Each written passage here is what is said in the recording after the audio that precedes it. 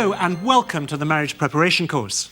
I want to add my welcome to Nikki's and say it's great you're doing this course, and we hope you really enjoy having 5 sessions together to focus on your relationship. We understand that engagement can be a frantic time, and organising a wedding can start to take up every waking moment. I expect most of you have found that your wedding is costing a bit more than you'd thought, but probably not as much as the recent wedding of the 2 sons of an Indian billionaire.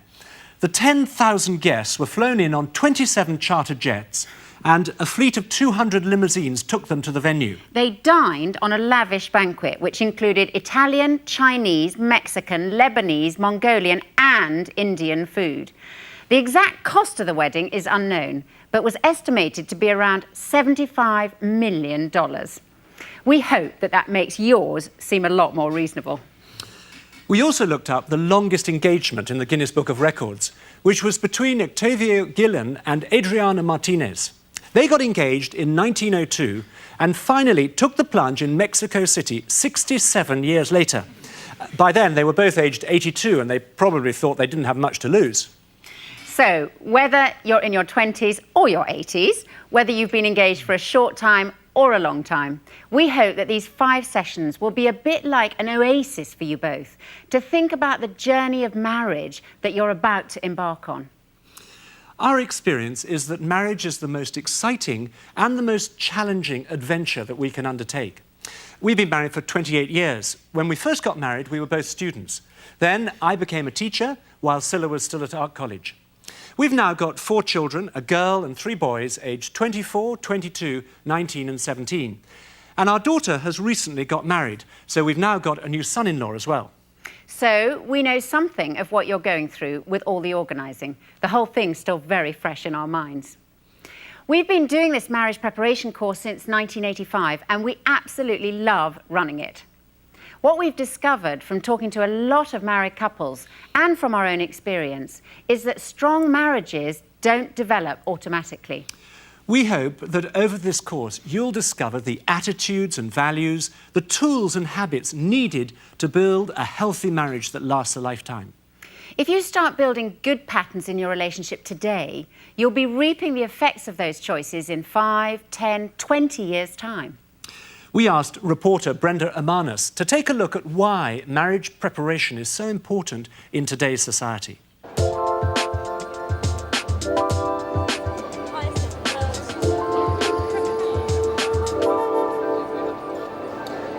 Everything you could possibly need for your big day, from chocolate fountains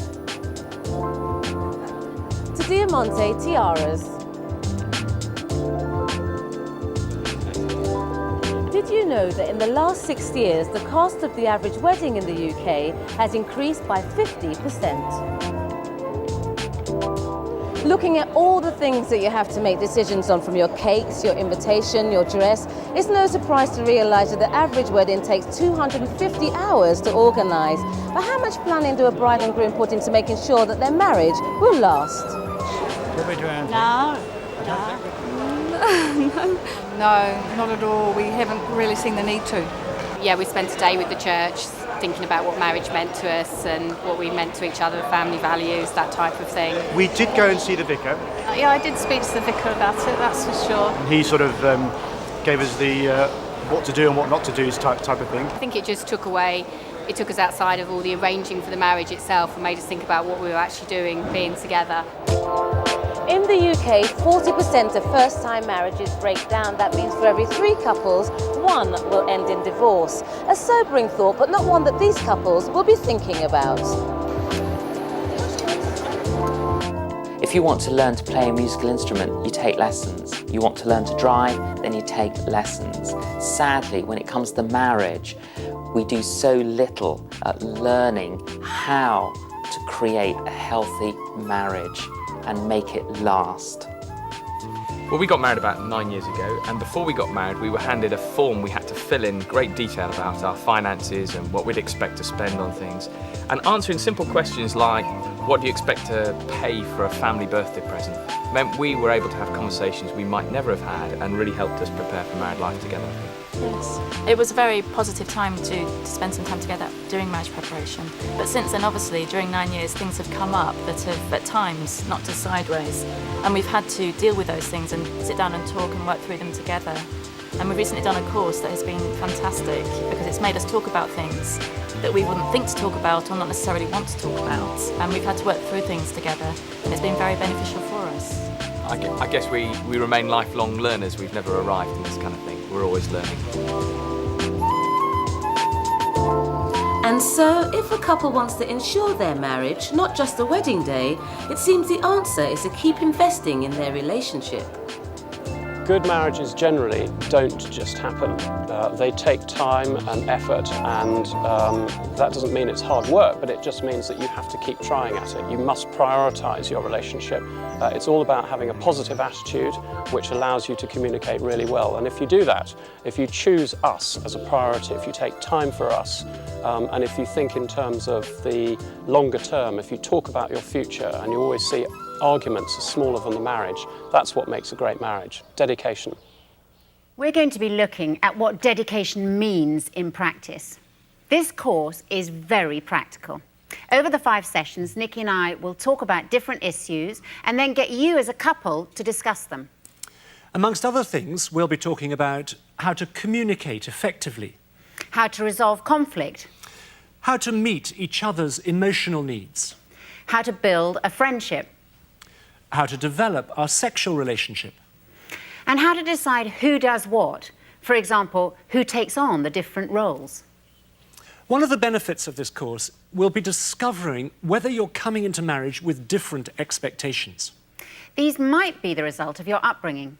Sometimes it's only when we get married that we realise some of our deeply held assumptions about life are not universally shared.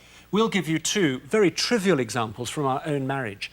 It took us several years to realise where these different expectations came from. The first difference is to do with the car. When we got married, I expected that Nikki would want to keep the car filled up with fuel. I suppose that's because my father hardly ever lets the fuel gauge in their car go below halfway.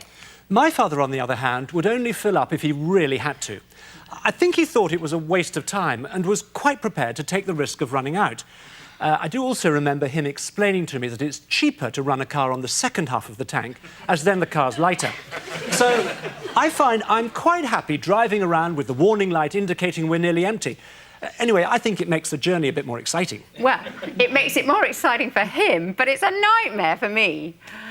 The second difference is to do with this, cling film or food wrap. And the second is to do with this, kitchen paper. I find it very difficult to come to terms with how much of these Scylla used, and actually still uses, because my mother never used them. She always regarded them as incredibly extravagant. And if she wanted to keep leftovers, she'd put them in a plastic container. And if she needed to wipe something up, she'd use a cloth that she could wash and use again. I think she has some cling film and kitchen paper at home, but a roll of either would certainly last her at least 5 years. My mother, on the other hand, must have used several miles of both, and I suppose I take after her. When we first got married, if we went into overdraft, I was convinced it was because Scylla had used too much cling film and kitchen paper. We didn't realise for some time why these issues caused friction between us, until we reflected on the expectations we'd inherited from our upbringing. Of course, there are likely to be much more serious differences to deal with, especially if you come from different cultures. And it's a great help to recognise and to discuss these. Each session, we'll be hearing from a selection of other married couples, talking about their experiences. We've called these our sofa couples.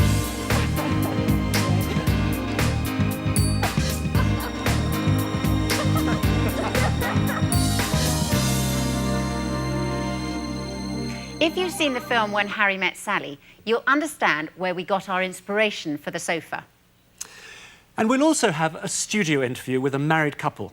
And later on in this programme, we'll be hearing from Paul and Jules, who've been married for 2 years and who'll be talking about their own experience of married life. And we'll give you lots of opportunities as a couple during the sessions to discuss together what we've been talking about. You'll also see we've recommended some books on relationships in the back of the manual, including our own The Marriage book, which covers a lot more than we can fit into the course. If at any time during the course you get stuck and feel you'd want extra help, please ask your course leaders, who'll be happy to find someone that you can talk to. We want to start the course by talking about communication, because this really is a vital aspect of any healthy relationship.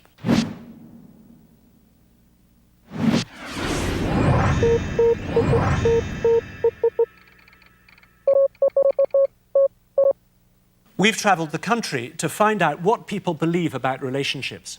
And this is what people in Wales said about the importance of communication.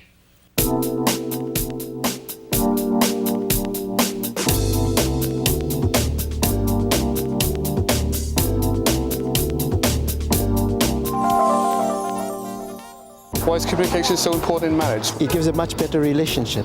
If you don't communicate, you're not going to get on. Makes you understand each other better and what vibes we're working on. You need to communicate with the other half. You've got to let them know what you're doing, what's happening, otherwise you're going to be doing your own thing and there's no point in being together. Well, if you don't communicate in a marriage, then there's nothing really. I mean, how do you know what the other one's feeling? If you don't communicate, there's no relationship, is there, at the end of the day? You have to communicate. It's the most important part of a marriage, I think. Talk. Talking. Talking. Nowadays you've got mobile phones, you've got email, just keep in contact, keep telling each other what's going on, what you're doing, how you're feeling. Make time for each other, I think. Well, you've got to be prepared to listen to other people's point of view. Doesn't always work, but... Doesn't always work, no. You've got to give 100% effort. You've got to talk about it. Yeah. Do things together. Yeah. That's what I think, do. And telling each other that you love each other on a regular basis helps as well.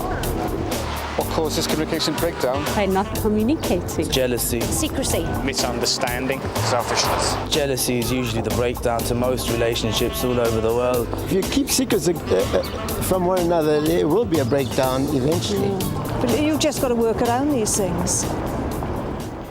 So we can't take communication in marriage for granted.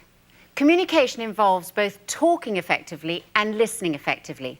We have to learn and go on learning how to be good communicators.